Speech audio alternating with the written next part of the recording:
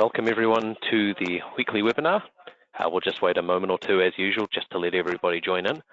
As you all probably know from the title, today's topic is going over tile patterns in Measure. Last week we went over some other aspects of tile products and how to use them. So this week we're going to build on that with how to use tile patterns. So as I said, we'll just wait a couple of moments to let everybody join in.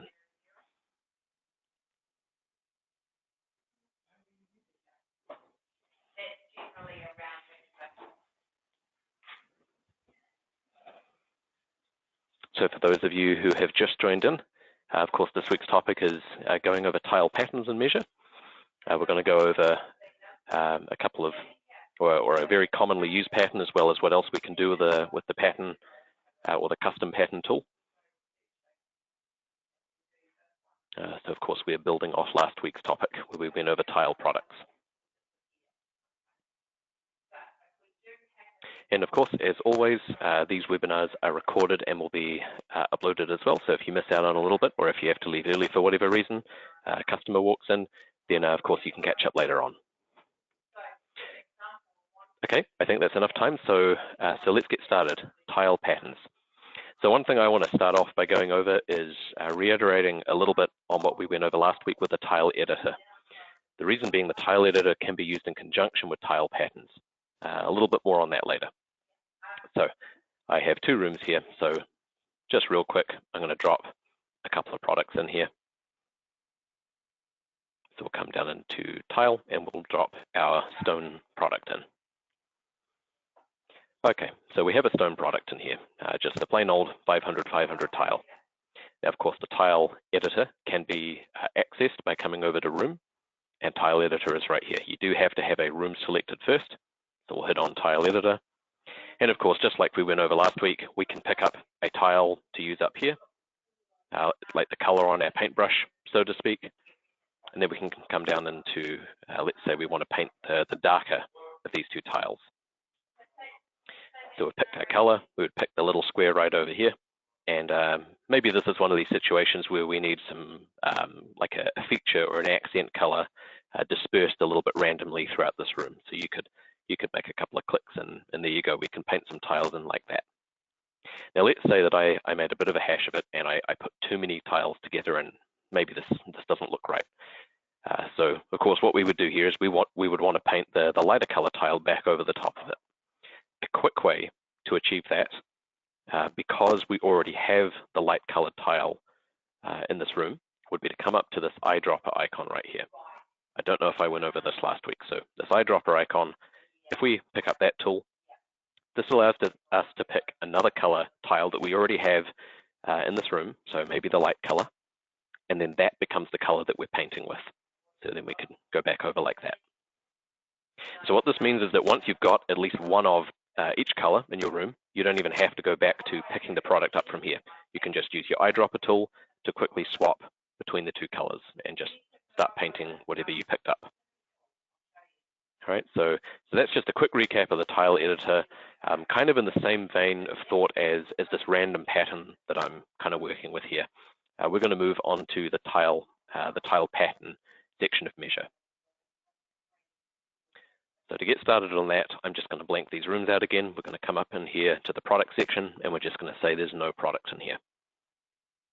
Okay, so tile patterns, they are maintained and accessed from, once again, in the room tab. And we're going to be going over these two sections here today. So we have quick tile and we have custom patterns. So we're going to start off by going into quick tile. The quick tile presents us with a number of different patterns that we can choose from. So these are templates. They don't have any product in them. They're just basically shapes or spots that will fit product. Now what I'm going to start with, coming a little bit further down here, is a special case pattern that we have in here. They're in alphabetical order. So here it is, the random pattern. So this is different from all the other ones. You'll see that a little bit later on. So I'm going to pick up random, and I'm going to, over here, I'm going to hit the insert button. And it's going to be inserting the pattern into whatever rooms you had selected. So I made sure I selected both of those rooms first. All right. So this is really cool.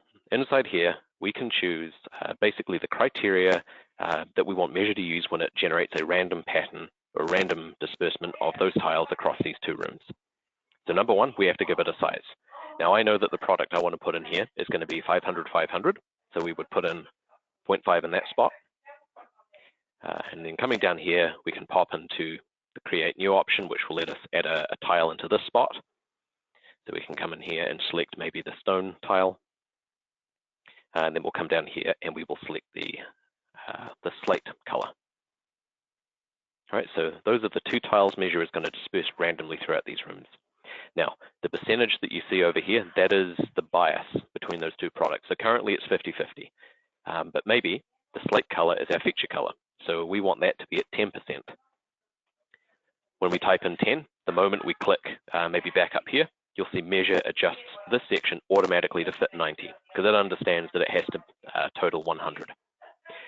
Now, thinking about the way random patterns work, if you achieve, let's call it a true random disbursement of colors, you might get some of them sitting right beside each other. Some of those, the 10% slate color, they might be sitting right beside each other. Now, while that would be, technically speaking, a true random disbursement, aesthetically, it's not so pleasing. So up here, we have a spacing section, and we can come in here and we would like to say that do it random, but I want to make an exception. I want all the tiles to be separated by at least one space. Obviously, it won't do that on the 90%. It will just operate on the 10%. So separated by one space, and we'll say yes to that. Next thing we will do is hit apply, and you will see that it has placed our tiles in here, and it is ensured that although it is random, it does not put any of those slate tiles, the darker color, beside each other. They're at least one space away. All right, so sometimes in commercial projects, you get quite large areas that need to have a little bit of a random pattern in them. So this is quite an easy way to very quickly generate a random disbursement across multiple rooms. All right, the next thing we're going to move on to is, let's call them true tile patterns. Now, a real common one that comes up is herringbone. That seems to be the most popular tile pattern at the moment. So I'm going to start off by blanking this product out again. So we're going to say none, and we'll say yes. All right, so herringbone is really easy to insert. The reason being, so let's highlight those two rooms again, and we're going to head back up to the room tab, and we're going to drop into our quick tile section again. The reason being is that in most cases, a herringbone tile pattern is already in this library that you can pull from. Everyone should have something very similar to this, unless you've maybe gone through and deleted some of them. So it's in alphabetical order. So if we come up a little bit higher, you'll see right there, I have a herringbone pattern. Now I do also have a couple over here. You'll notice this section here is called company designs. What that means is that, let's say, for example, that you make a new pattern, and you need to be able to share that pattern to other people within your company, the people you share licenses with. If you pick up any tile pattern in here, you have a share button. So if I click on that one, for example, the share button highlights. So this allows me to then share a pattern I've made with my colleagues. All right. So we're going to pick up on the herringbone pattern, whether I use this one or this one, it doesn't matter. I think they're the same. We're going to go insert. So the next thing Measure needs to know is, okay, so you've picked herringbone, but what are the sizes of the herringbone? Now currently, you can see that it's locking the aspect ratio. So currently it's 0.3 to 0.15. So that's about a 1:2 ratio. And maybe our tile is not that size. So what we can do here is we can uncheck that box and then type the correct dimension in there. Now my tile that I created earlier to fit the herringbone is 0.2 on the short edge and then 0.5 on the long edge. So I'm going to type that in. Actually, I'm going to turn that on for a start, because initially I would like it to adjust all the dimensions across the pattern just to make it a little bit easier. And so you can see that it's made all the short edges 0.2 and these long edges it's made 0.4. Now I'm going to uncheck this box so that I can adjust the others freely. And currently this edge is the one I'm specifically operating on. If I hit the next button, you're going to see it moves on to another edge. So now we're looking at the long edge. So here we'll type in 0.5, and we'll hit next again, and this guy over here also needs to be 0.5. Obviously, the more complicated the pattern, the more of these dimensions you might have to set.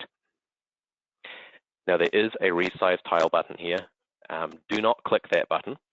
If you click that button, it will go to the older tile editor. Now, that is useful in some cases because it does allow you a little bit more control, but it's also a little bit more difficult to use. So don't worry about this button, just ignore it. You just need to worry about hitting the next button after you type in your measurement. So we'll hit next again, and that one looks fine, 0.2. All right, now we need to tell Measure what products do we want to put into this spot. So currently the checkerboard section is the one that's focused on. So we're going to hit choose product. Then we're going to go into, here it is in the wood tile section. I have 2 herringbone planks I made up. So let's pick up the teal product and drop that in. You will notice that there are no other products appearing anywhere else. That is because Measure is only going to be showing me the products that fit the tile pattern, the sizes that we picked, 0.2 by 0.5. So if you are not seeing your product appearing in here, then that means one of 2 things. Either it means the product you've made is the wrong size, maybe you missed a decimal point, or it means that the tile pattern that you've created, maybe you've inputted one of the sides wrong. So in either case, just double check one of those 2 things, and hopefully you'll find where you've missed out. If you get that corrected, come back in here, you should be able to see the product. So we'll pick up the teal product and we'll do OK. All right, so teal product in there. We're going to hit next, and we're going to pick the same product for this other spot. So we'll go choose product, come into wood tile and pick up teal. There we go. We're going to hit next again. Now, Measure would like to know, okay, what angle do you want this tile pattern sitting on? So maybe we want the, let's call them the arrows, so to speak, the herringbone pattern to kind of point upwards. So we might make the lay direction run at kind of the 10, 11 o'clock part of the style here. And you can see that now those arrows, so to speak, they run straight up. Maybe that was what you were after. You can also achieve that if you change the lay direction of the room after the fact. But this is a little bit easier because you get a bit of a diagram that shows you what the result is going to be. So we're going to hit apply. And there you go. We have applied a herringbone pattern to this room. Now at this point, you might, maybe there is a feature tile that needs to be scattered throughout the herringbone pattern. And I was saying before that sometimes the tile editor is used in conjunction with tile patterns. So at this point, you might click on this room and pop back into the tile editor. And you might come into your product picker and pick up that pink herringbone plank that I had. If we pick up the single tile tool there, you can see that I can zoom in here and I can start inserting maybe some accented pink tiles throughout the pattern. Now, currently, you can see that I'm not able to pick the other orientation of the tile there, the one that leans over to the left. That's easy enough. I just have to come up to this rotate button up here, hit that, and you'll see that now I can paste tiles the other way. And so then we could go in and click on that one. So you can start off with a pattern, but you can always edit it further by coming into the tile editor. Now the next thing I want to go over is how you actually make those tile patterns in the first place. Herringbone pattern often is already in there, but sometimes, especially if maybe in the past you've been through and cleared out some of those patterns, sometimes it's not in there. So I'm going to show you how to make 2 patterns today. I'm going to go over how to make herringbone because it is really simple once you know how. And of course, as I said, it's quite popular. But then I'm going to go over a little bit more of a complicated pattern to demonstrate the flexibility that you have with that tile editor or with the quick tile creator. So once again, we're going to start off by blanking these 2 rooms. We're going to pick the none product. All right. Next, we're going to come over to the room tab again, but this time we are going to go into the custom pattern section. So this is where we actually make our own patterns. So when you first launch the custom pattern section, you're presented with a blank canvas, but you have some shapes down the bottom. All right, so we're going to start off by popping in a square, and this is going to represent a spot in the tile pattern. So of course, currently it is a square, but we can drag these little white handles. Now those numbers that are appearing there, don't think of those as dimensions, think of those as ratios. So to do a herringbone pattern, I normally like to set it to a 1:4 ratio. just something like that. Now we might tweak that later on because the pattern, or the tile going into this pattern may not always be a tile at a 1:4 ratio, but it's a nice starting place. Ultimately, it's up to you, but this is what I like to do. So we have 1/2 of the herringbone tile in here. Next, we're going to click on this side. We're going to add another square.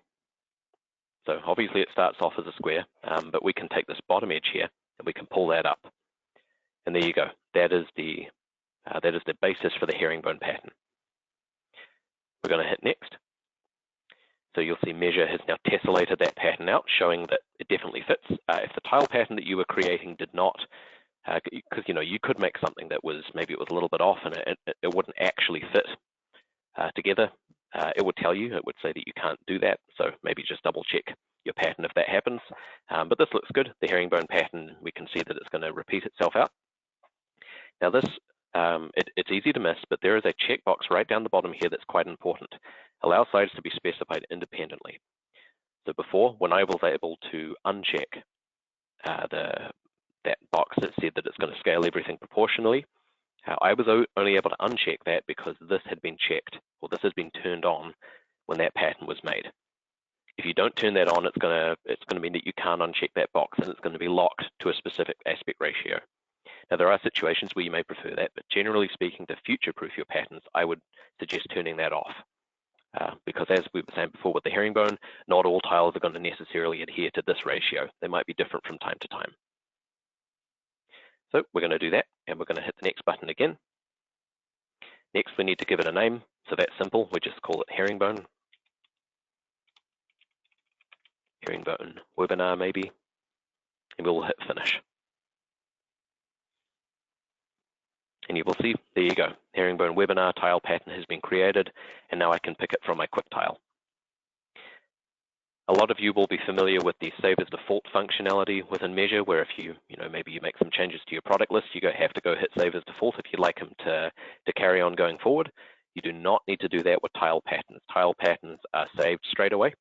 So you could generate one in here, and without really doing anything else, you could even quit without saving, and you would be able to access that tile pattern in other projects. So don't worry about that. And of course, as we were saying before, if you needed to share this pattern with other people in your company, you would just hit the share button up here, and you'll see that it drops it into the shared section. All right, I want to go over making another pattern, a slightly more complicated one. So I have a picture of it here.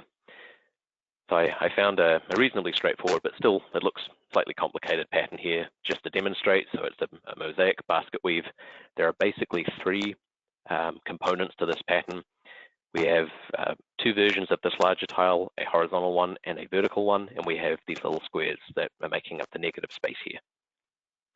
So the portion of this pattern that we would have to create in the custom pattern section is really only the horizontal and vertical part, and then 2 of these little black parts here. That's all we need, and it would be able to repeat. So let me go back over to our other tab, and I'll show you how you would make that pattern.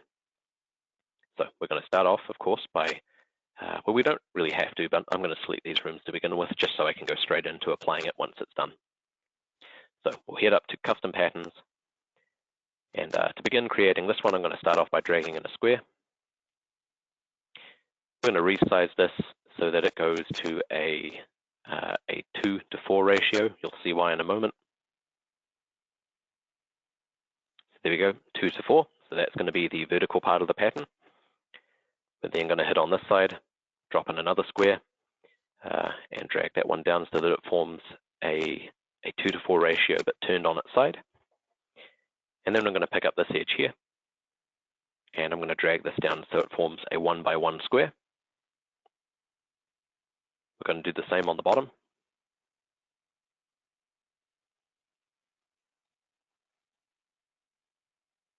So you can see how what might look like a reasonably complex pattern can actually be simplified to quite a simple arrangement of shapes. Sometimes it just requires a little bit of trial and error, or maybe scribbling a little bit on a bit of paper to work out exactly how you need to do it. But generally, you can figure out the repeatable portion, or sometimes the patterns even show you what the repeatable portion is. All right, so with that set like that, we're going to go next. Now, as I said before, normally you would turn this box on so that we can change these sizes later on. I'm going to do that more so because I think it's a good idea, but for what I'm going to be applying today, I don't actually need to do that. But let's turn it on anyway. It's a good way to future-proof it. So we'll hit next. Of course, we have to give it a name, so we will call it Basket Weave Webinar, and we will hit finish. So there we go. Basket Weave Webinar has appeared in our list, and because I already have these rooms here selected, I just need to go straight over to the Insert button. All right, so the tiles that I have made in advance to fit this pattern, they are not 3 centimeters. The first one is going to be 15 by 15, so I'm going to type that in, 15 centimeters. And because I made everything to the right ratio, just by inputting that 115 centimeters and hitting next, everything else should be resized to fit that. 0.3 on the short edge, 0.6 on the long edge. That matches up with the tiles that I'd made. So everything looks good here. We can just keep clicking next through all these dimensions, just double checking that everything looks right. And eventually, of course, we'll come to the bit where we put the products in. So focused on the little guy there, we'll hit choose product. So here we go in the ceramic section, the basket weave small, a square 15 by 15. So we'll grab that guy and do OK. And you know the drill at this point. We're just going to keep working through all these products, picking the right ones. So the basket weave duo, specifically in the vertical color.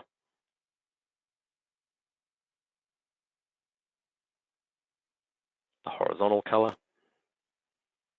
And another one of the small guys. So there we go. Everything is in. We're going to hit next again. Let's be fancy and say that it goes on a little bit of a lean. So we'll do that and apply. And there we go. We have a rather technicolored looking pattern sitting in both of our rooms, rotated slightly. And there we go. Now, if you now go over to, so let's go back to the Home tab and let's go into the worksheet.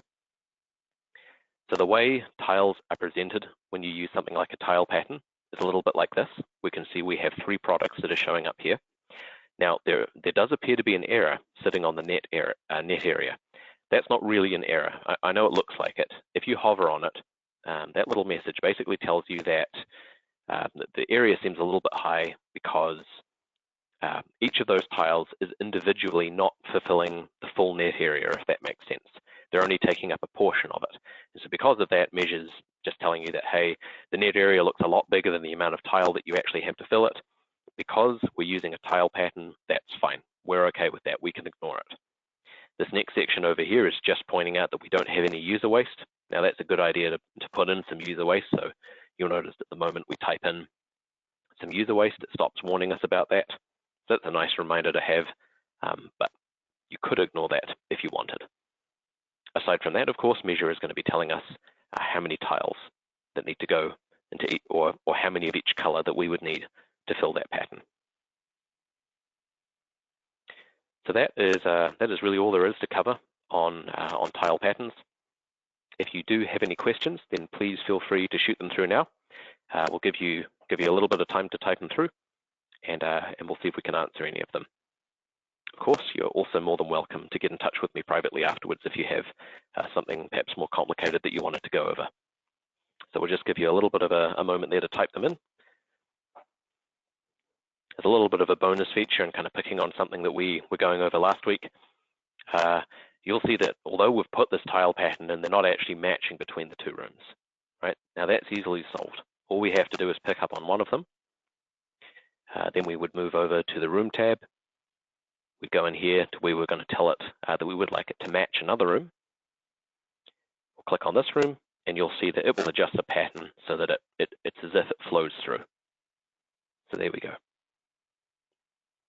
All right, I'm not seeing any questions come through, so I'll assume we've covered it well enough. So that's it for this week's webinar. Of course, as I mentioned before, everything will be uploaded later on, so feel free to catch up or watch it again there if you wanted to go back over anything.